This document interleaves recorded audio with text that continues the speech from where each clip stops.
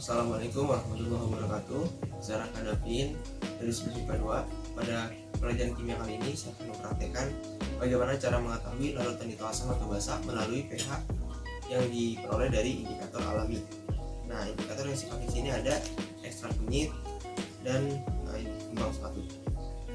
Bahan-bahan yang perlu kita siapkan, yang pertama kita siapkan 5 buah larutan asam basa yang berbeda sebanyak 2 jenis, masing-masing 2 jenis ya.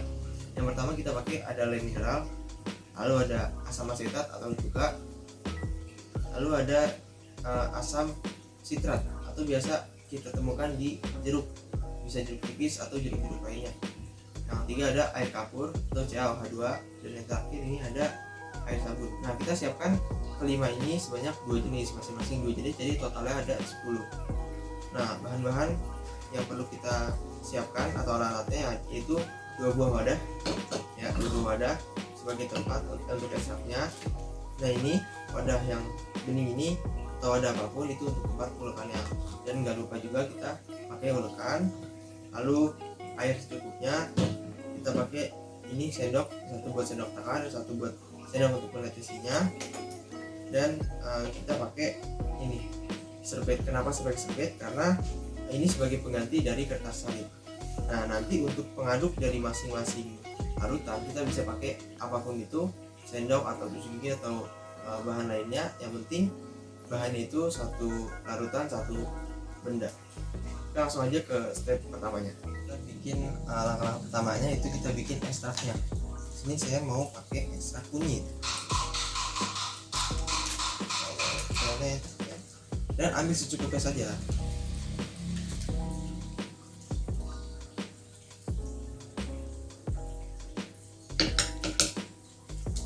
Jika sudah, tambahkan sedikit air. Airnya kalau bisa air yang netral ya, yang pH-nya netral.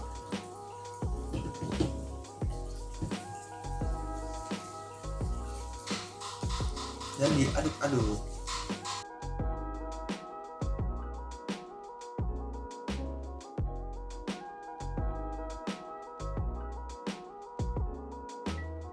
Nah, step kedua adalah kita bikin ini indikator yang kedua menggunakan kembang sepatu. Ini kalau masih ada tangkainya, misalkan kita copot sama daun-daunnya. Kita sisakan bagian kelompaknya saja.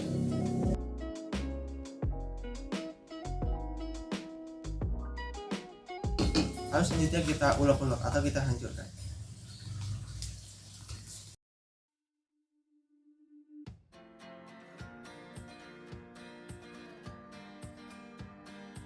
Jika sudah terlihat hancur seperti ini nih, nah selanjutnya kita saring menggunakan kertas saring atau bahan-bahan yang pori-porinya tidak terlalu kecil juga tidak terlalu besar.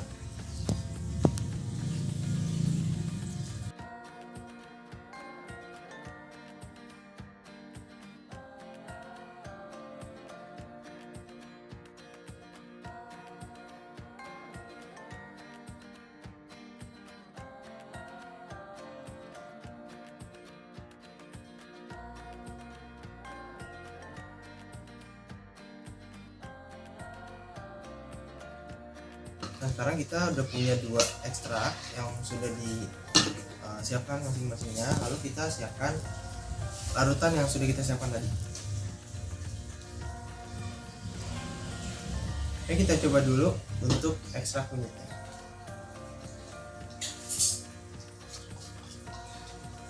Teteskan ke dalam 5 larutan tersebut, dan teteskannya dikira-kira aja. Jangan terlalu banyak juga jangan terlalu sedikit, karena bisa mempengaruhi warna dari larutan tersebut.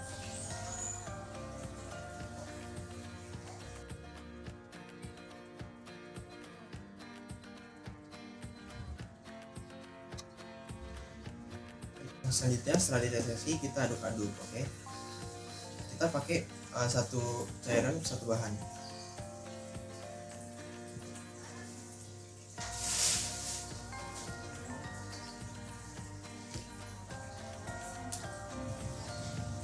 Enggak.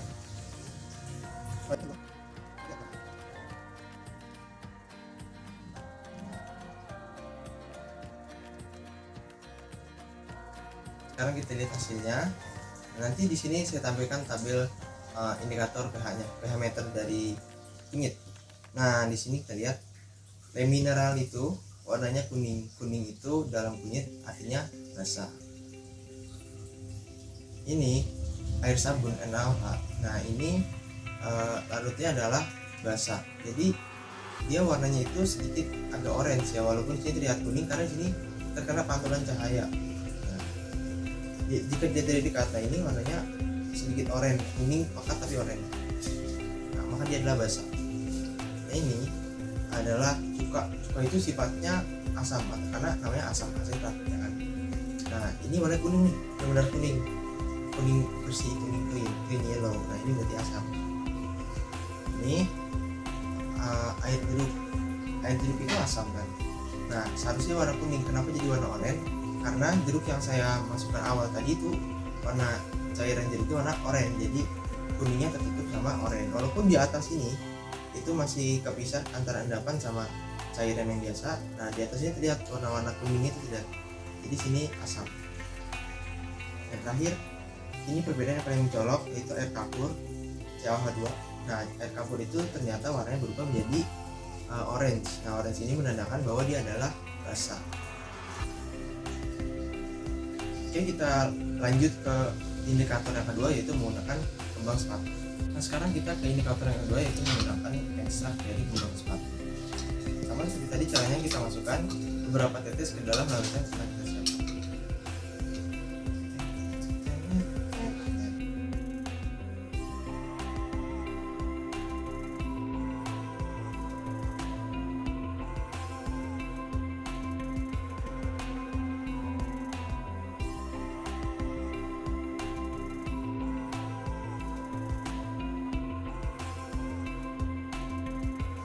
Nah selanjutnya kita lihat nih hasilnya nih. Nanti saya akan tampilkan di sini pH meter dari indikator kembang sepatu. Nah saya jelaskan dulu ya.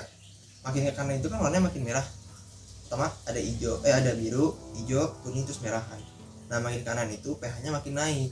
Kita tahu makin kanan pH-nya makin naik, artinya semakin ke warna merah pH-nya semakin naik, berarti tandanya basah ya kan. Makin ke kiri itu pH-nya semakin turun. Nah makin ke kiri warnanya itu makin biru, merah muda, lalu ke ungu. Nah berarti makin ke kiri itu makin berwarna ungu, maka makin asam. Sekarang kita lihat nih, teh mineral ini warnanya ini adalah bening ya, bening. Tapi kalau dilihat dari dekat ini arahnya ke arah bening menuju hijau. Jadi karena menuju hijau dia ke arah kanan. Arah kanan itu artinya basah. Teh mineral basah nih. Terus ada asam asetat atau cuka. Asam asetat atau cuka itu sifatnya asam seperti namanya. Kenapa? Karena di sini juga dibuktikan nih warnanya agak sedikit merah muda kan, campuran merah muda sama putih.